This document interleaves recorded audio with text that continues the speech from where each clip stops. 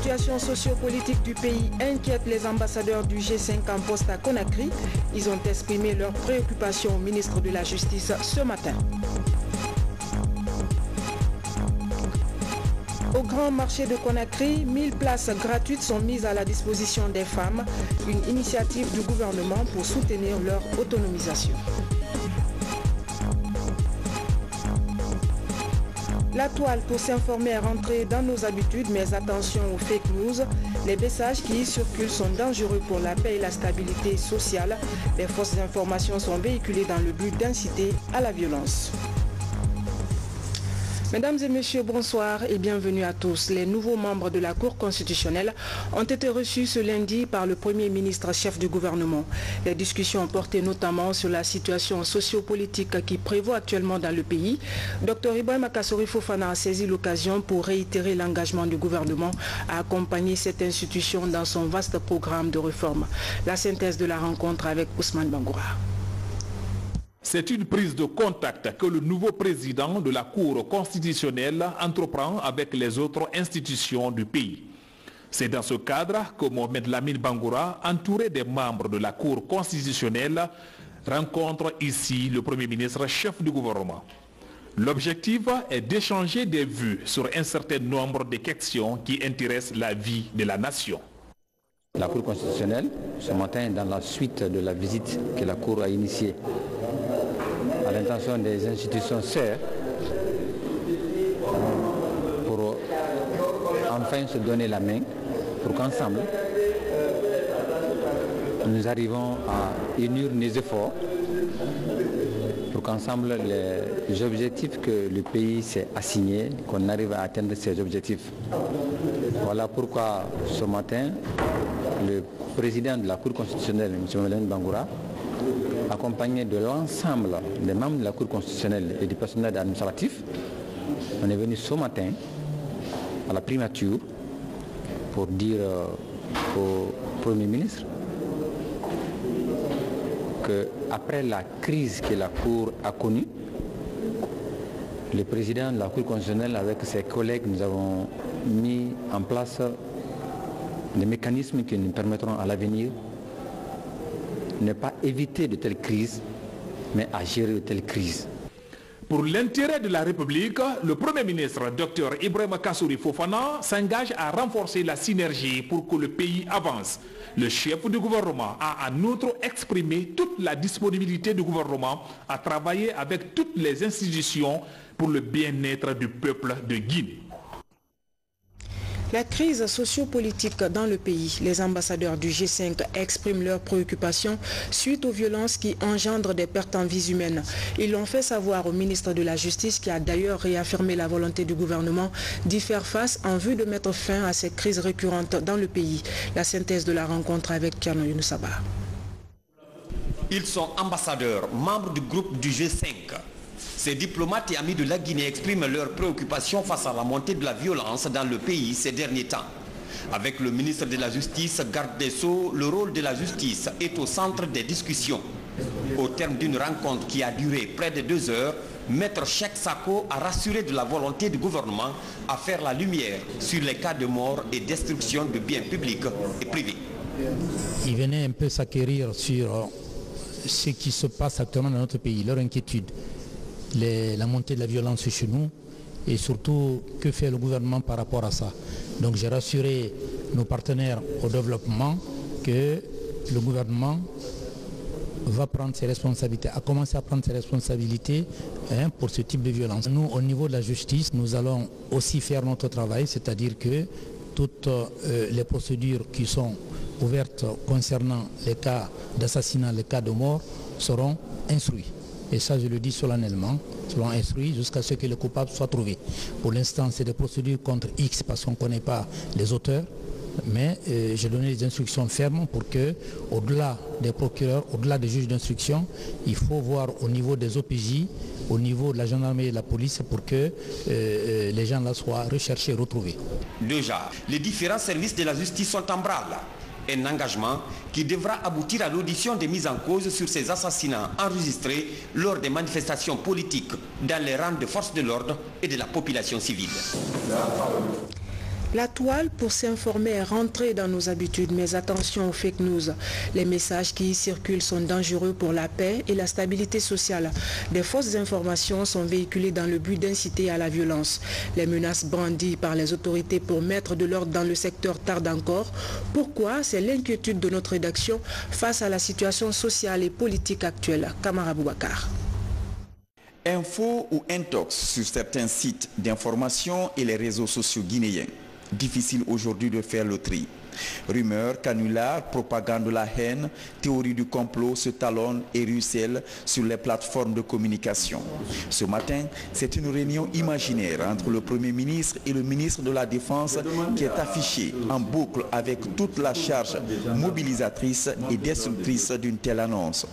Ces derniers jours, ce sont des images de violence d'autres théâtres de conflits qui sont colmatées sur la toile et adaptées au contexte guinéen, avec des légendes déformées qui circulent juste pour enflammer des braises sur la route Le Prince et surtout dans le quartier Wanindara. Avec le taux actuel d'utilisation des écrans intelligents connectés à Internet, le potentiel viral de ces images choquantes et les messages qui les accompagnent est élevé. Leur contenu émotionnel touche un public large composé généralement d'internautes crédules et sans capacité de discernement. Le réseau social le plus utilisé, qu'est Facebook, est devenu aujourd'hui le vecteur privilégié de personnes mal intentionnées, d'organisations malveillantes, parfois télécommandées directement par des structures criminelles qui échappent au contrôle de nos États inexpérimentés et technologiquement peu préparés à cette nouvelle donne. Par Facebook, des extrémistes de tous bords délivrent non seulement des indélicatesses comme des injures plates, mais aussi et surtout de fausses informations inventées de toutes pièces, juste dans le but de manipuler l'opinion publique et déstabiliser des institutions, des pouvoirs ou des États.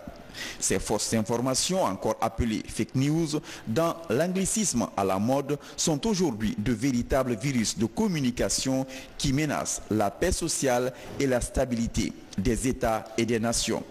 Les internautes qui sont en général loin des professionnels de la communication s'emparent de ces bluffs et les font circuler sur les réseaux sociaux avec tous les dégâts que ces mensonges intentionnels peuvent causer sur la cohésion sociale.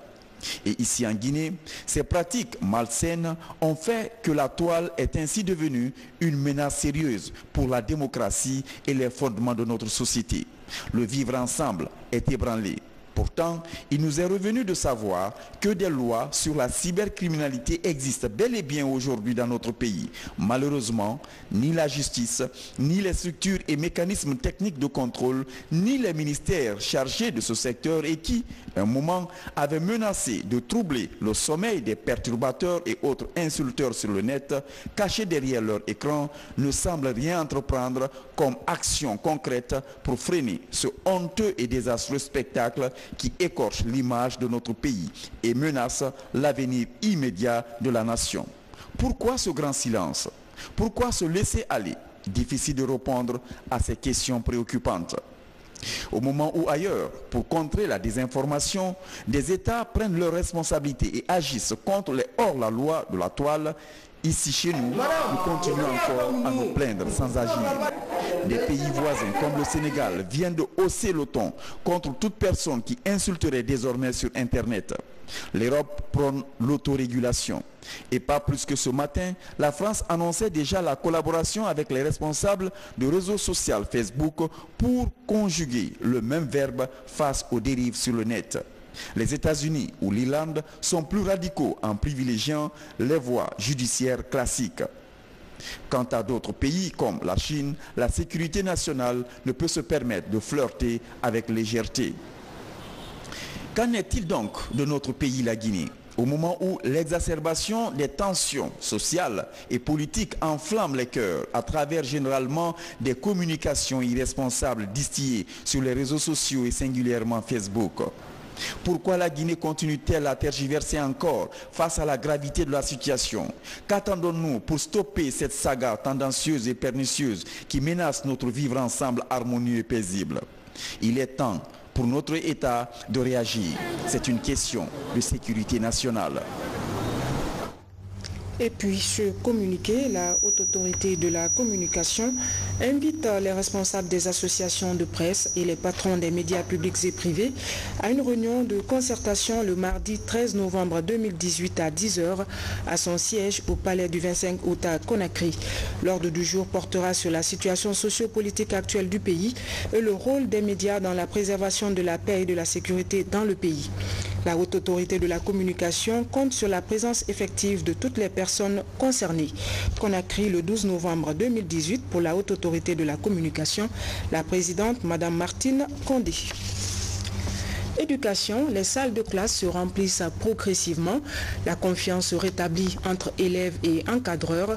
Ce lundi, des élèves étaient mobilisés dans certains établissements scolaires pour entamer dans la sérénité la 6e semaine de l'ouverture des classes. Notre reporter Bernard Tonguino a sillonné quelques établissements de la capitale. Voici son reportage. Dans la plupart des écoles de Conakry, l'élan de poursuite des cours se maintient. L'exécution des programmes évolue de jour en jour. Les effectifs d'élèves et enseignants accroissent progressivement. Un retour progressif des élèves et des enseignants. On s'attend à ce que tout le monde reprenne. On s'attend à ça dans les jours prochains. Partout où je suis passé ce matin, les élèves n'ont pas été dérangés. C'est par endroit à Bonfi. Quand les remue-ménages ont commencé, très tôt on a pu contenir la chose et l'ordre est revenu, les enfants ont continué les cours. Ce lundi, 6e semaine depuis l'ouverture des classes, plusieurs enseignants titulaires sont présents dans les classes. Ils sont déterminés à sauver l'école guinéenne. J'accepte de venir parce que tout simplement, je me dis que je dois donner ce qui est de moi-même aux enfants. Et vraiment, je suis très soucieux de l'avenir de l'enfant et surtout du pays, quoi. Alors c'est pourquoi j'appelle tous mes amis vraiment de faire un sursaut national, vraiment pour pouvoir sortir cette situation et surtout de penser aux enfants, quoi. Chez la majorité des élèves, c'est la prise de conscience. Personne ne veut rater le rythme d'exécution des programmes.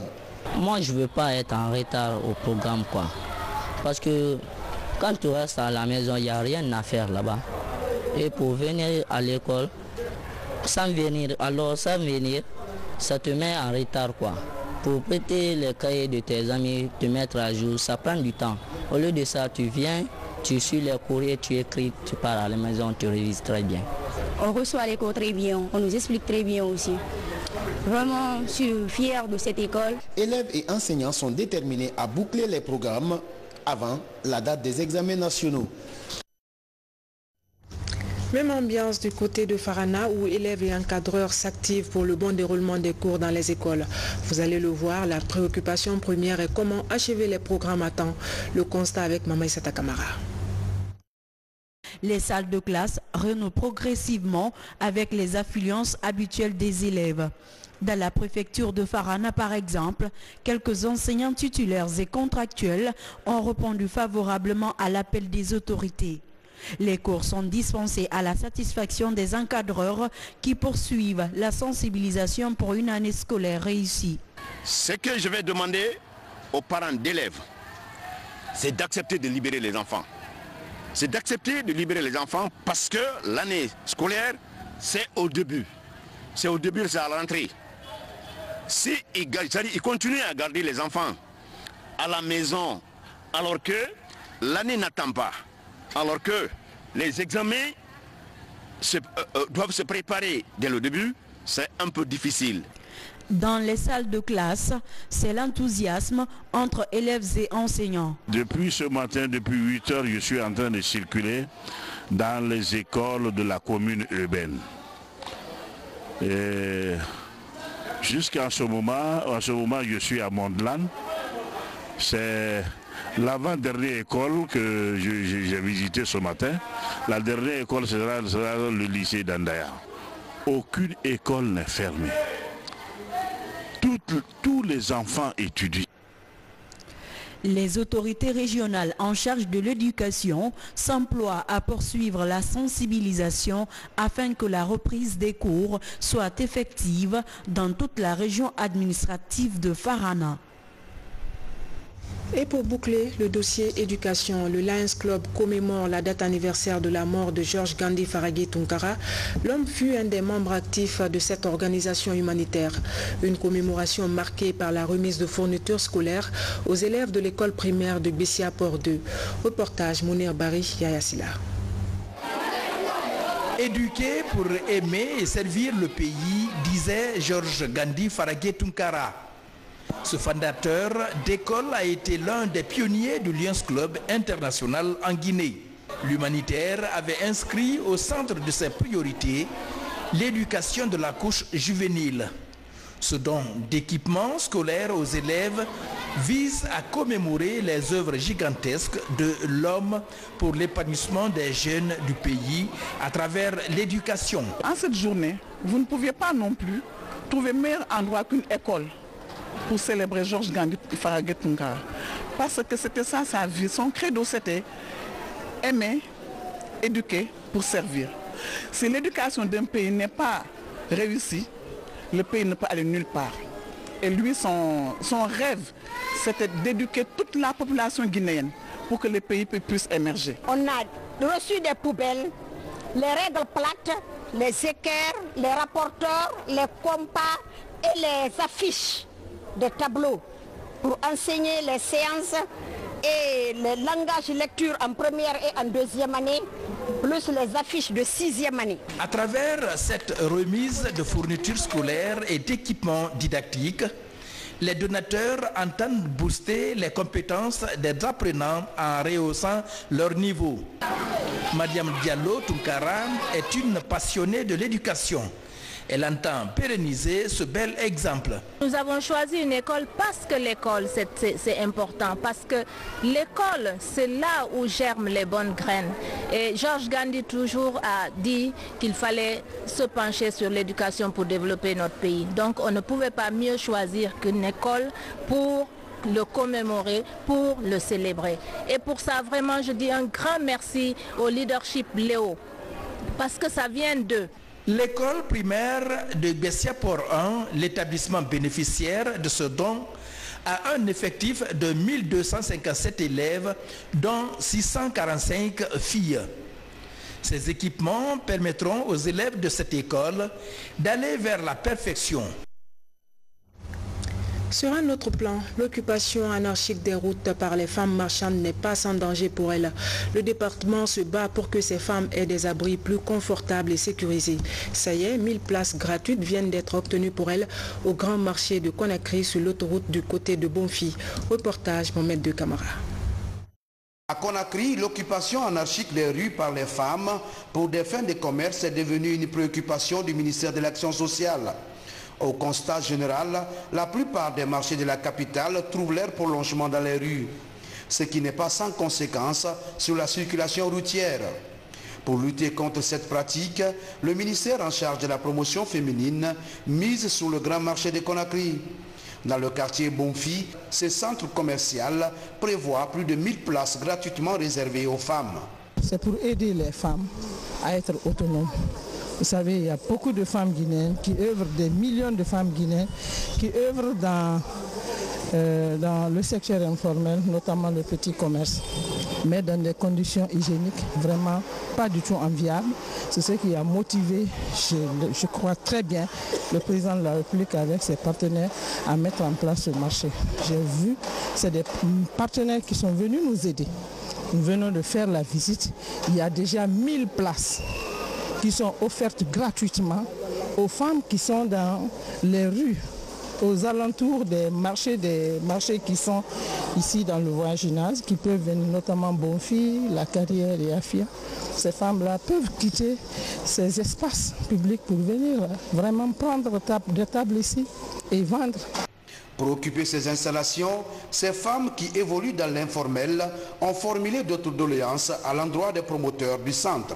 Et aujourd'hui, avec la présence de Madame la Ministre et la doléance des femmes, on a diminué pour l'année prochaine, pour 2019, à 300 000, à condition qu'ils viennent nombreux.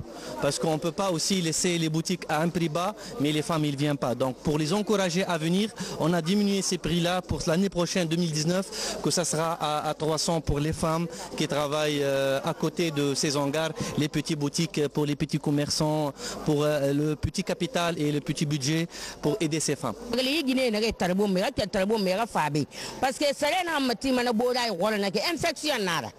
Pour nous les femmes, c'est une bonne nouvelle. Les prix dans les boutiques sont revus à la baisse. C'est à 300 000 francs maintenant. Ensuite, je demande d'éviter de vendre dans la saleté. Cela peut amener beaucoup de maladies. La démarche de la ministre de l'Action sociale à travers ce déplacement vise à mettre ces femmes à l'abri des risques d'accidents le long des artères de la capitale. Autonomisation des femmes toujours. Une centaine d'apprenantes formées en technique de teinture dans le quartier Lambani. Elles devraient pouvoir se prendre en charge à travers cette activité génératrice de revenus. La formation assurée par l'Office national de formation et de perfectionnement professionnel est sanctionnée par des satisfecits. Moussa Koumara. C'est la renaissance du textile guinéen dans ces quartiers chics de Conakry.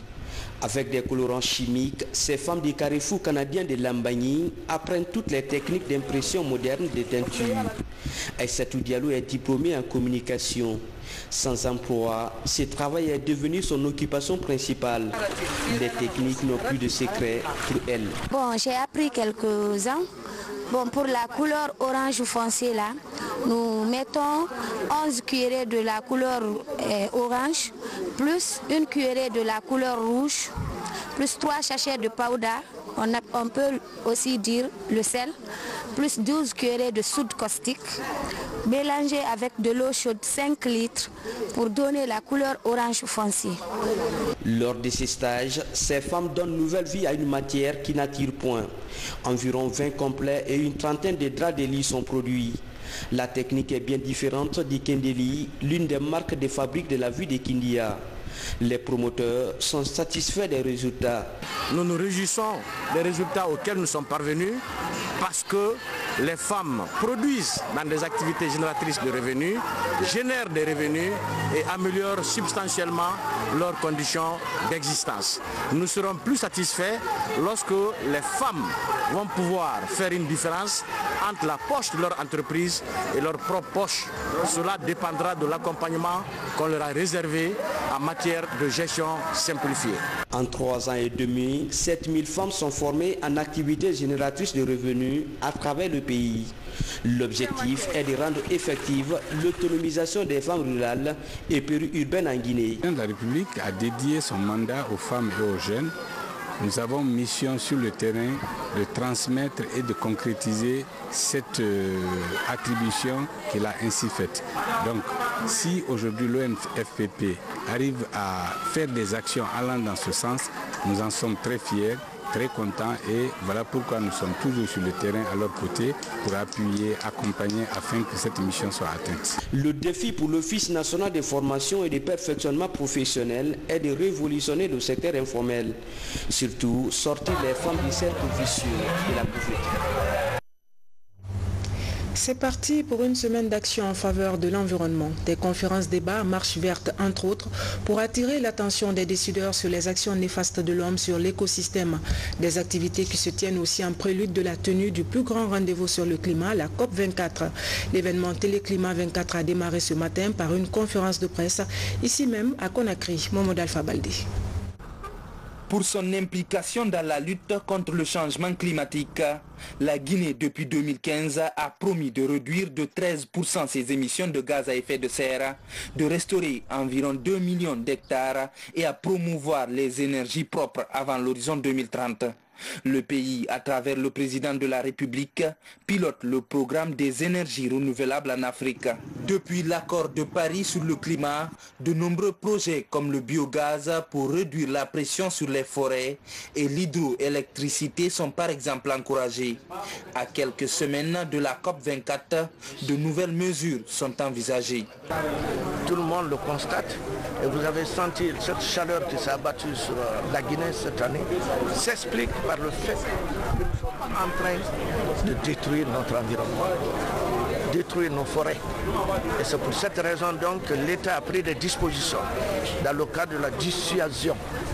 Nous avons relevé, n'est-ce pas, le prix du bois, nous avons relevé les redevances de coupe de bois pour que les gens y comprennent que c'est une denrée qui va être rare et que c'est une denrée à laquelle il ne faut pas toucher.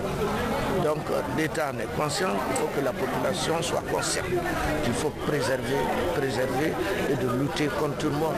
Il arrivera très prochainement que nous allons instaurer une nouvelle loi qui existait déjà, ce qu'on appelle la loi FRIA.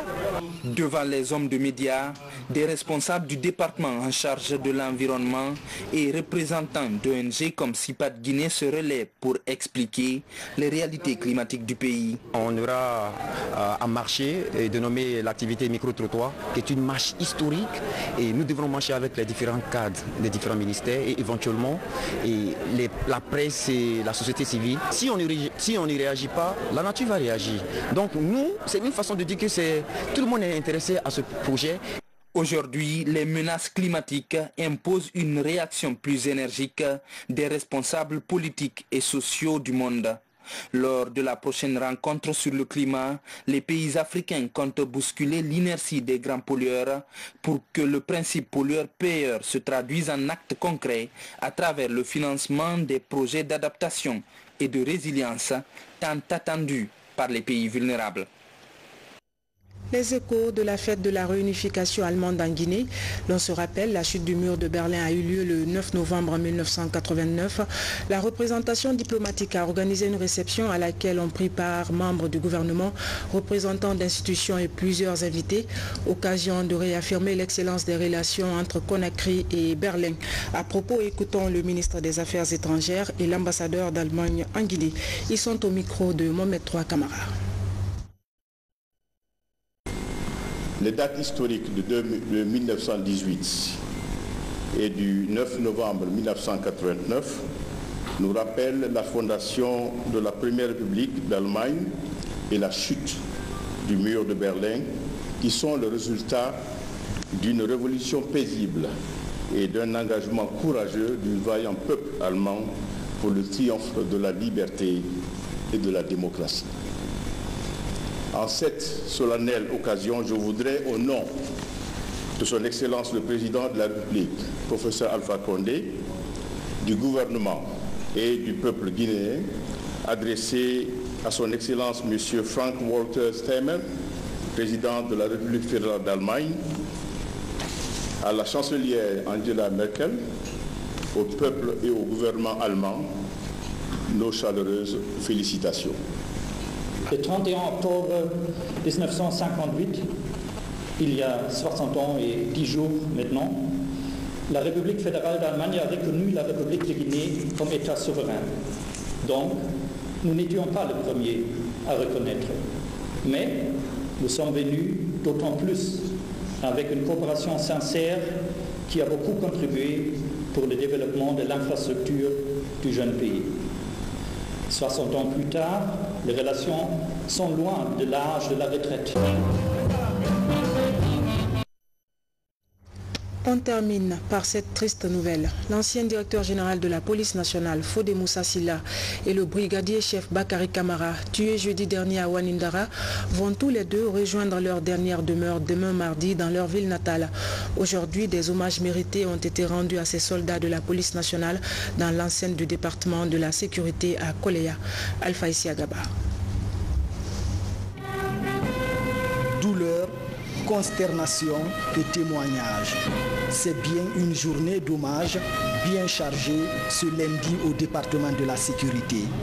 Sous des regards crispés, les dépouilles de l'ancien directeur général de la police, Fodé Moussa Silla, décédé le 3 novembre à Rabat, et du brigadier chef Bakari Kamara de la CNIS, tué jeudi à Wanindara dans l'exercice de sa mission de maintien d'ordre.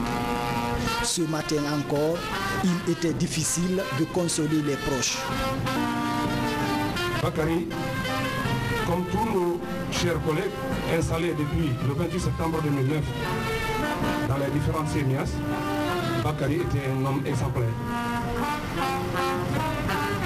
Très compatriote, social, discipliné, disponible, avec sa bravoure, il se faisait distinguer parmi nous, aux yeux de nos chefs, ainsi que nous, camarades entre nous. Très social.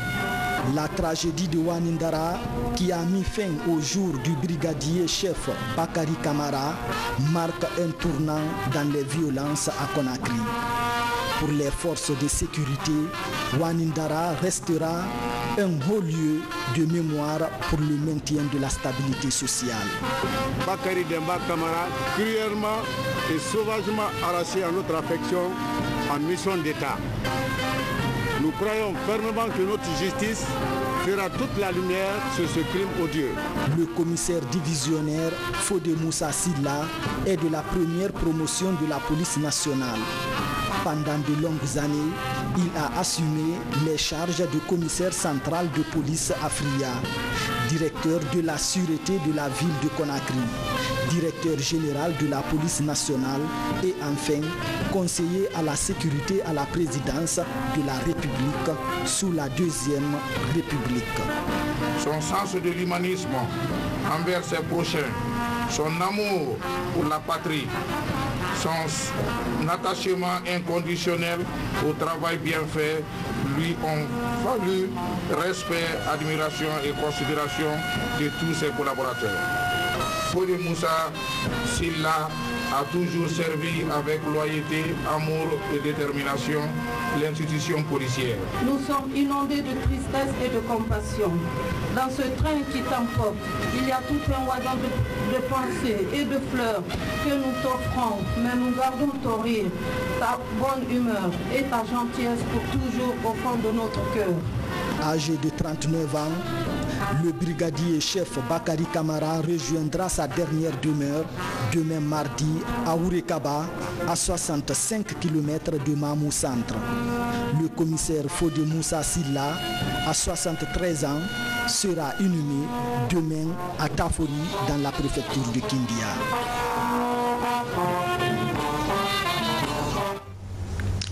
Paix à l'âme de nos illustres disparus. Amen. Avant de boucler ce journal, je reviens sur ce communiqué. La Haute Autorité de la Communication invite les responsables des associations de presse et les patrons des médias publics et privés à une réunion de concertation le mardi 13 novembre 2018 à 10h à son siège au palais du 25 août à Conakry. Lors du